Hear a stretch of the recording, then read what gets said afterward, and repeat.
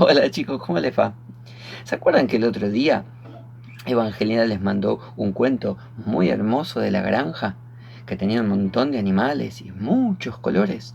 Bueno, ahora les voy a cantar una canción que tiene bastante que ver con ese cuento. ¿Preparados para hacer los sonidos y para contar y cantar los colores de estos animales?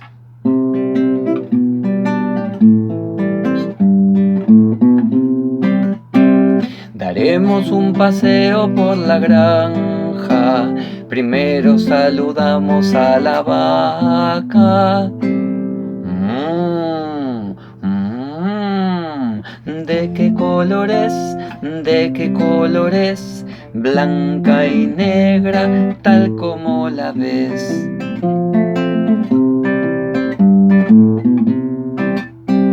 Nos vamos para el chiquero. Primero saludamos al chancho. ¿De qué colores?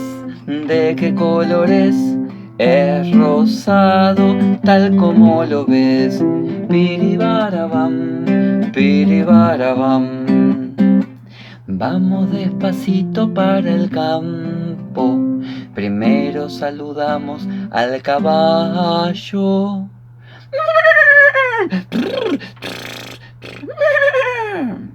¿De qué colores? ¿De qué colores? Es de color gris, tal como lo ves. Piribiribim, pin, piribiribim.